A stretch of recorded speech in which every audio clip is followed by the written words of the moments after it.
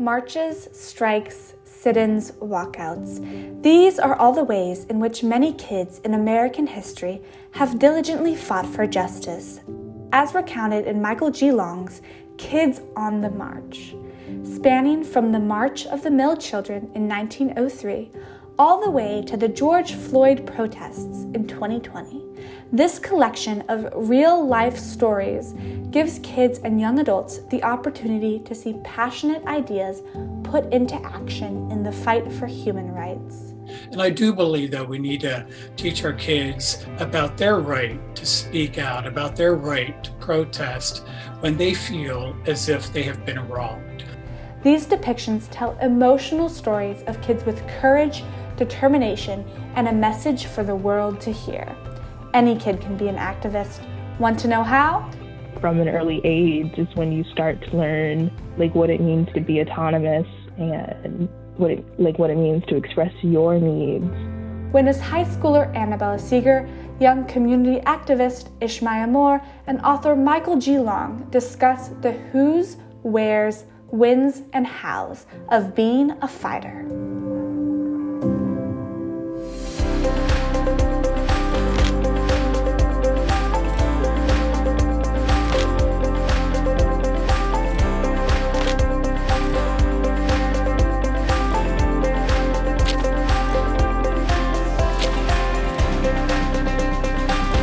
Hello, my name is Annabella Seeger. Today I am sitting down with Michael Long, author of Kids on the March. Kids on the March is an activism book, and you can get your copy through Novel Neighbor. Hey, Annabella, it's great to be with you. Thanks for having me on today. Of course. Can you tell me what your book is about? Sure. The book is called Kids on the March, 15 Stories of Speaking Out, Protesting, and Fighting for Justice. And it is a history book. It's narrative nonfiction. And what I do in the book is basically look at stories of protests that kids have led or participated in from the early part of the 20th century to where we are today in the 21st century. So I start, for example, with the 1903 March of the Mill Children, which happened close to me in Philadelphia, not too far from here, where kids who worked in textiles marched to see President Roosevelt in Oyster Bay, New York, to ask for shorter work hours and better working conditions. And then I go the whole way up to the George Floyd protests of last year, where lots of kids participated and even led certain marches. So that's basically what the book is about. I've divided it into two sections, the 20th century and the 21st century, and the halves are about even. It's full of inspiring stories. They're also instructive. So if you're a kid out there and you're looking for some advice about how to march, you can find advice in the book, but you can also just find some beautiful, inspiring stories of kids who have been in dire circumstances and have risen out of them and straightened their backbone to protest for what's right in their lives. That's amazing. What inspired you to create this book? Yeah, I've been thinking about that for quite some time. And recently I've decided that part of it has to do with my own experience as a kid. There was a time in my life when I suffered major injustice and was the victim of an injustice carried out by an adult. And at that point, my friends and I, my friends were also victims, we went and talked with adults about this. And we talked with a particular authority figure about it as well. And the adults and the authority figure and the kids got together and we sat in a circle and we shared our pain and suffering. And it turned out that the adults really didn't listen to us. They actually listened to the perpetrator of the injustice and allowed him to continue in his role, which was a really abusive role. And so I felt, and my friends I'm sure felt, though I don't want to speak for them, that their voice wasn't heard. And so what I do in this book is try to amplify the voices of kids who might not have been heard at the time of the injustice that they're dealing with, or the voices of kids who've just been squelched in history. What I try to do in the book is to raise up those voices and then amplify them, especially for kids out there who are facing injustice and want to speak out about it, but they have concerns. I'm sorry that you faced that injustice. When do you think it is important for children to get involved in activism? Oh, that's a great question. I wish I had an easy answer to it, but I don't. We take our kids to public school when they're just 5 years old, right? Or around 5. And there they are indoctrinated into political positions that are supported by the government. They are taught to obey the teacher, to listen to the principal, to stand up and to pledge allegiance to the flag, stand up for the national anthem. We indoctrinate our kids really early on, and we indoctrinate them in a way that asks them to be obedient to authorities, and especially the authorities of our government. So I say 5 years old. Given that, I don't think we can start too early. Kids, as I'm sure you know, Annabella, face injustices in their lives at an early age. They're told to shut up when they shouldn't be shut down. They are told to move when they shouldn't be moved, and so forth and so on. And I do believe that we need to teach our kids about their right to speak out, about their right to protest when they feel as if they have been wronged. I think that's always an important lesson to teach our children. In fact, it's a lesson that I've taught my children and taught them before they went to school. When children do get involved in activism, what do you think is important for them to remember while participating? I think it's always important for kids to try to remember who they are. A number of years ago, I took my older son Jackson to an anti-war march in Washington, D.C. And the first thing I noticed at the time was that he was agitated and anxious by the crowds and by the shouting and so forth and so on. And so at that point, we sort of pulled out of the march and watched some of it from the sidelines. I didn't want to make him more uncomfortable than he already was. And so I guess some of my early advice is for kids to try to think about who they are and what fits them, what works well for their personality. For some kids, that will be out front and leading and protesting and speaking in public. And for others, it might mean sitting down and writing a peace poem or a peace song, or playing in a certain street theater. So I encourage you all to think about what matches your personality. At the same time, I want to push you too to think about what doesn't match your personality and see if you can try on different protest roles as you move ahead. Most fundamentally, though, I hope kids will ask themselves, where is wrong in my life? Where do I see something that seems unjust? What is really offensive to me? And is there something that I can do about it? What is there about life that I love so deeply that I will risk at least part of my life to stand up for? Those are some of the key and important questions I think that kids would do well to ask themselves when they think about protesting. So let's talk about your process in writing the book. How did you collect a lot of the information you used? Yes, so I've carried out a lot of adult research on protests and politics throughout my professional career. And one of my more recent books is an edited collection called We the Resistance, documenting a history of nonviolent protests in US history.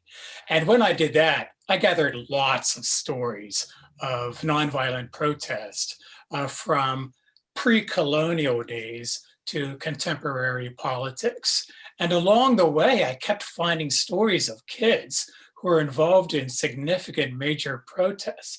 For example, there were girls at the 1913 suffrage procession and parade in Washington, D.C., who never get talked about. And there were kids at the bonus march in 1932 who never get talked about. And wow, I was inspired when I came across their pictures and their faces in the corner of these images that I saw. And when I saw their names maybe mentioned in passing in a story. So I would gather their stories as I worked on other books along the way. And then when I resolved to write this particular book, I just dug more deeply. And one of the things that I like to do is to research historical newspapers. And so if I'm looking at for a protest from between 1900 and 1910, for example, I'll go to a ProQuest database on historical newspapers and put in the years 1900 to 1910, and then do a search for protest. And then I'll search those particular protests and see if I can catch glimpses of kids anywhere. So that's part of the process. What did you enjoy the most while creating this book? There's no doubt that what I enjoyed most was discovering kids who modeled courage and strength for the rest of us who are thinking about protesting. I'm always amazed when I come across, say, a Barbara Johns from 1951, a Black junior at an all-Black school in Virginia, where whites are in control of the school district, and she decides she's going to have a strike so that they can get a better school. That's incredible. In 1951, in a school district in Virginia that's controlled by whites. And Barbara Johns went to tar paper shack schools, miserable conditions. I understand why she wanted to protest, but for me, what's most enjoyable is seeing her figure out that she wants to protest and then deciding how she wants to protest.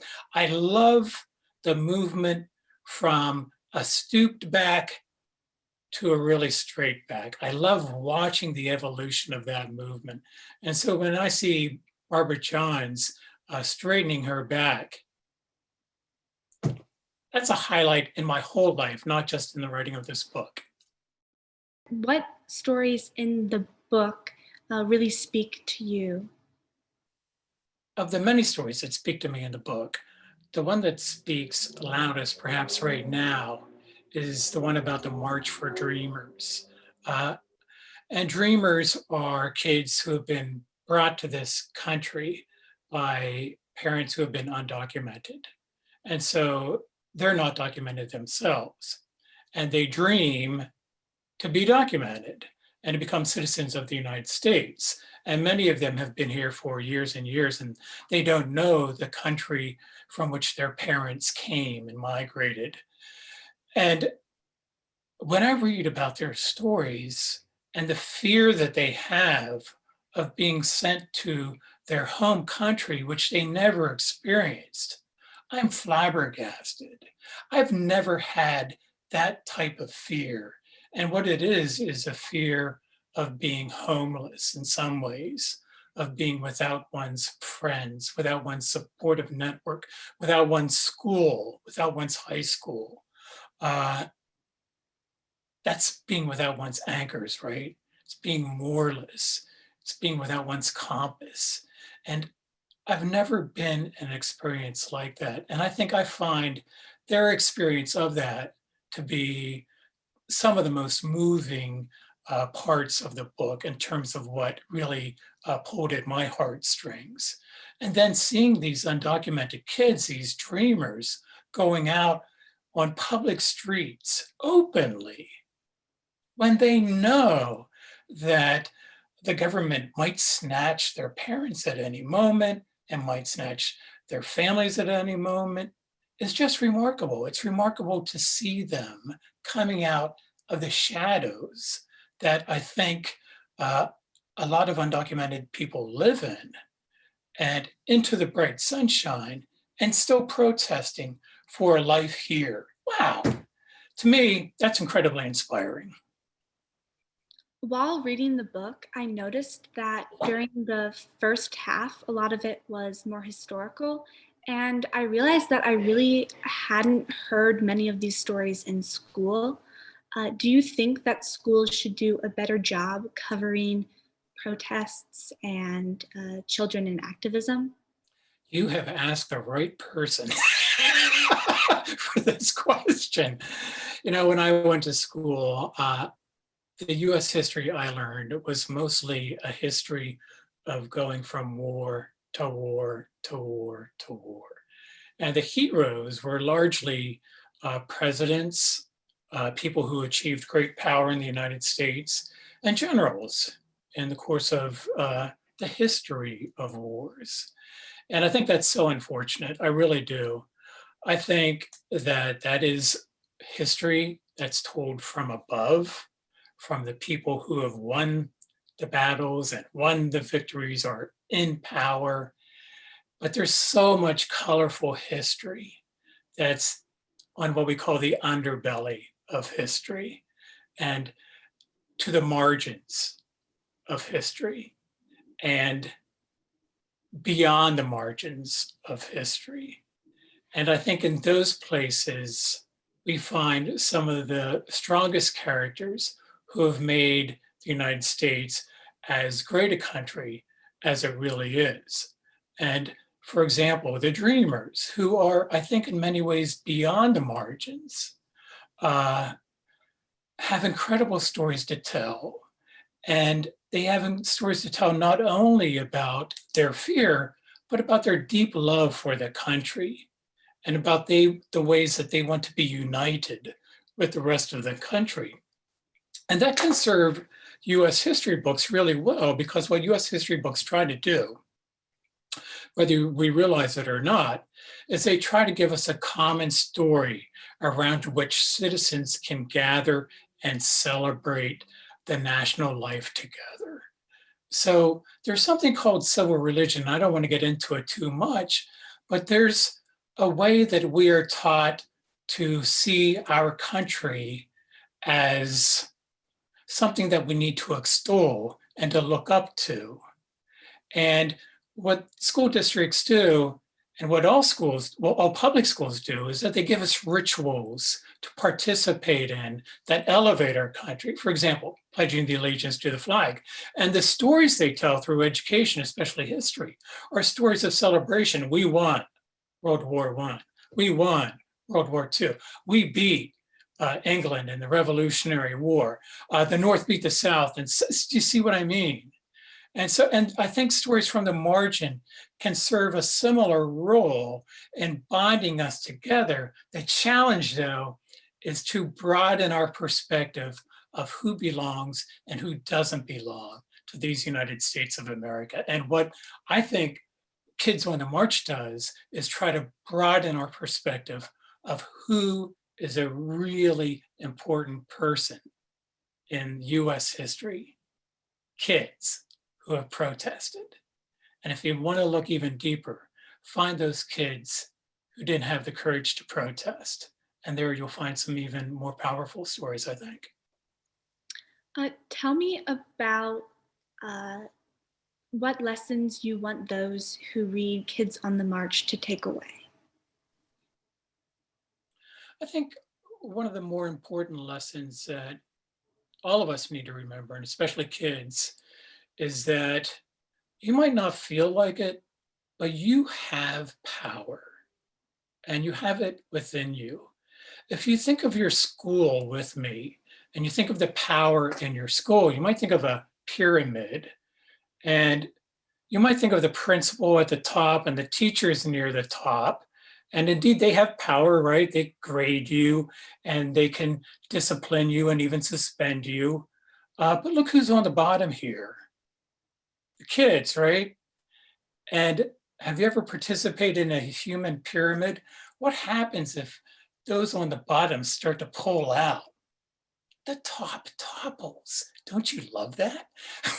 If you remember that in school, you might be on the bottom of the pyramid, but if you withdraw your cooperation with the powers that be, the top can begin to topple and you can begin to change things. So I guess the most important lesson I want you to remember is that you have the power to make changes. You really do.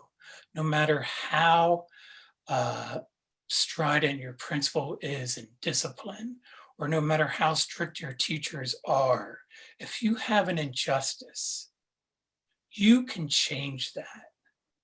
You have the power to do that.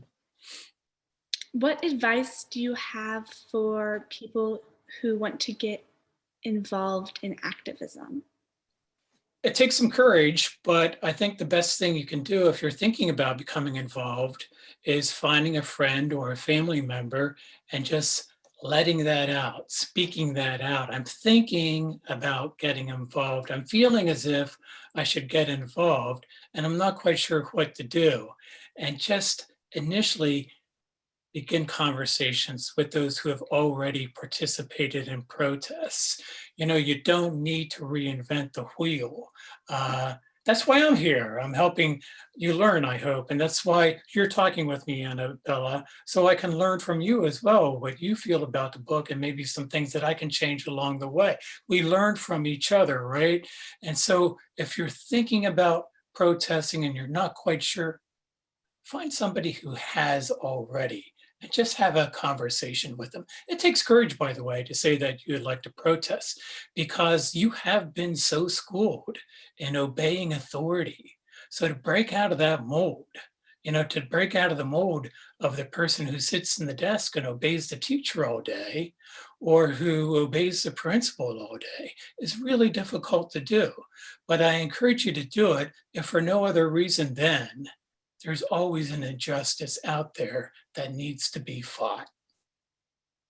Next, we have a local activist, Ishmael Moore, who will be joining us for some questions. Hey, Ishmael, good to see you. Hey.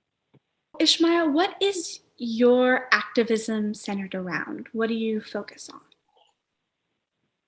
So that's kind of a hard to answer question because I don't really see myself as someone who is like topic specific or cause specific, but I mainly organize around the communities that I'm closest to. And so early on, that was my high school. And now I've done a lot more work with like just St. Louis City in general. And so kind of all over the place when it comes to like unhoused population, and food justice, and climate justice, but all things that are specifically like the city of St. Louis needs. What originally led you to activism? So I think that like my family, like the culture of my family in general have always been those just the people who wanted to be a part of community and engage in community in that way. And so I kind of just grew up in it. And being from St. Louis, the murder of Michael Brown was a radicalizing experience for a lot of us and really kind of opened all of our eyes to what was going on in our city. And so I think that combination kind of like what got me into it. Ishmael, why do you think a book like this is important? I think it's important always to collect history and to have easy access to like the types of tactics and issues that have already happened and that people have already organized around because a lot of the times we'll be faced with a lot of the same issues or like the world we're in now is a direct consequence of these movements. And so knowing like what went into these movements, what made them successful, what made them fail is always really, really important. In your opinion, why is it important for young people to advocate for change? Well, I think it's important for everyone to advocate for change, and especially like from an early age is when you start to learn like what it means to be autonomous and what it means to express your needs. And so I think the sooner you start doing that and you tap into really like understanding like where my needs not being met, where my friends' needs not being met, what can we do about it? Like the more that energy just carries on to adulthood. And that's like really kind of, in my opinion, like what we should be doing for each other in our everyday lives. What is the most rewarding part of activism? Definitely the relationship with your community and the intimacy with the things that you would normally take for granted about like your environment. Michael, do you have any questions for Ishmael? I do. I was excited when I heard Ishmael mention direct action and the tactic of disrupting life, everyday life in St. Louis. And Ishmael, when I write for kids, I usually write about sort of some of the more traditional methods like sit-ins and marches and rallies and so forth. So can you tell us what you mean when you say you participate in direct action tactics and what it means to disrupt? How do you do that? Because those tactics sound a bit more radical than I traditionally write about for kids. Yeah, no, definitely. The idea behind direct action is that you are directly challenging your target or the source of power that is causing the injustice in a way that you're like directly like in their face. So a lot of the times we'll do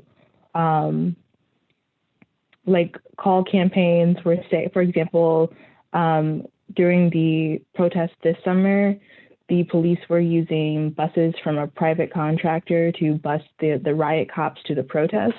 And so we would call that bus company and like sometimes some of us like went to the bus company, but like try and directly get that company to break up their partnership with the police, as well as like training people on how to like do like lockdowns. Some of what we're going to be doing next month when helping out the Line 3 protests that are happening in Minnesota is like directly locking your body down to the equipment that's being used to build the drill in Minnesota. And so that type of stuff where you're engaged with whatever your target is in a very like physical and like in-person way. Does it make you afraid to do those things? It's definitely requires like a lot of emotional regulation, a lot of trust in your community. I don't know if afraid is the right word. I'm like, cause like I'm afraid of like what happens if we aren't successful, right? And so it's empowering, but it can be like emotionally taxing. And then my other question is about violence. What happens in some of the protests, as you know, is that there are violent flanks that flare up, and understandably for a variety of reasons. How do you deal with those violent flanks in your movements? So what we do, or the organization that I've been a part of, what makes me most excited is about community building. And so knowing the people who you're on the streets with and who you're involved with. And so having those group agreements ahead of time on what your shared definition of nonviolence is. But as always, there's going to be other people who you don't know and aren't familiar with who have different agreements with themselves about what they feel violence and nonviolence is. And so what we're trying to do is learn more about de-escalation tactics. But I think at the end of the day, like the more you can know the people you're going to be out there with, the more you can in the moment be able to build those connections and have those agreements, it makes it a lot easier to keep each other safe or to know what somebody else is thinking or wanting to do. Thanks. Thank you so much to Michael Long and Ishmael Moore for talking with me today. Be sure to get your copy of Kids on the March with Novel Neighbor. Thank you so much.